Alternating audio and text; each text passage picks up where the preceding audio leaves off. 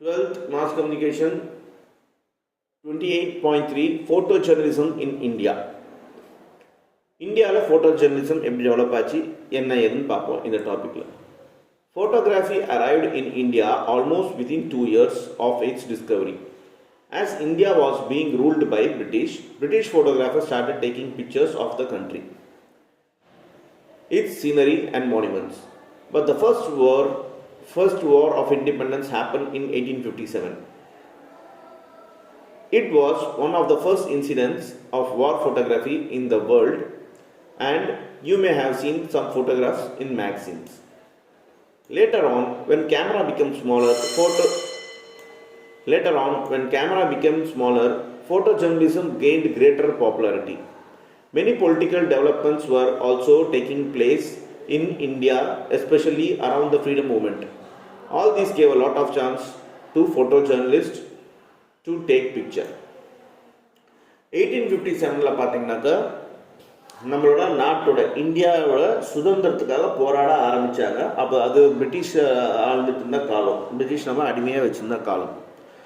அப்போ பார்த்தீங்கன்னாக்கா உலகத்தில் ஃபோட்டோகிராஃபிங்கிற ஒரு விஷயம் இன்ட்ரடியூஸ் ஆன உடனே 2வது வருஷமே இந்தியாவுக்கு அந்த விஷயம் இன்ட்ரடியூஸ் ஆயிடுச்சு. எது? ஃபோட்டோகிராஃபி. ஏன்னா ஃபோட்டோகிராஃபி பிரிட்டிஷ்காரங்க தான் யூஸ் பண்ணிட்டு இருந்தாங்க. அதுவே இங்கேயும் பிரிட்டிஷ்காரங்க தான் டாமினேட் பண்ணிட்டு இருந்தாங்க நம்மளை. அப்படி இருக்கும்போது இங்கே இருக்கிற இந்தியாவில் இருக்கிற மானுமெண்ட்ஸு, அதாவது சிலைகள், சீனரிஸ், லேண்ட்ஸ்கேப்ஸ், அப்புறம் வார் அப்போ தான் ஆரம்பிச்சது, வார் ஆஃப் இண்டிபெண்டன்ஸ், இதெல்லாமே எடுக்கிறதுக்கு இந்த ஃபோட்டோகிராஃபி ஒரு உதவியாக இருந்துச்சு. இது நீங்கள் கூகுளில் போய் சர்ச் பண்ணிங்கனாக்கா உங்களுக்கு தெரிய வரும். இந்தியாவோட இந்த ஃபோட்டோகிராஃபி எல்லாமே, அப்போ எடுத்த ஃபோட்டோகிராஃபி எல்லாமே எப்படி இருந்துச்சு அப்படிங்கிற பார்க்கலாம். நீங்கள் 1857 ஆரம்பிச்சது. அதுக்கப்புறம் ஃபோட்டோகிராஃப் பார்த்தீங்கன்னாக்கா அந்த கேமரா சின்னதாக ஆரம்பிச்சிச்சு. அதே மாதிரி ஃபோட்டோ ஜேர்னலிசமோட பாப்புலாரிட்டி உலக லெவலில் அதிகமாக ஆரம்பிச்சிச்சு. மெயினாக இந்த ஃப்ரீடம் மூவ்மெண்ட் டைமில் நமக்கு இன்றைக்கி பார்க்குற எல்லா பிக்சர்ஸும் இந்த ஃபோட்டோகிராஃபி டெவலப் ஆனது மூலமாக தான், இந்த ஃபோட்டோ ஜேர்னலிசம் டெவலப் ஆனதுனால தான் நம்மளால் இன்றைக்கி இந்த பிக்சர்ஸ் எல்லாமே இன்டர்நெட்டில் பார்க்க முடியுது. ராஜா Deen Dayal was one of the first notable Indian photojournalists. He was the court photographer in India during the rule of 6th Nizam of Hyderabad.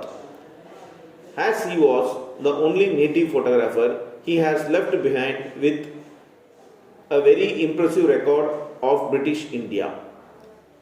இந்த ஃபோட்டோவில் பார்க்குறவர் பார்த்தீங்கன்னாக்கா ராஜா தீன் தயாள். இவர் ஒரு கோர்ட் ஃபோட்டோகிராஃபராக இருந்தார். எப்போனா 6th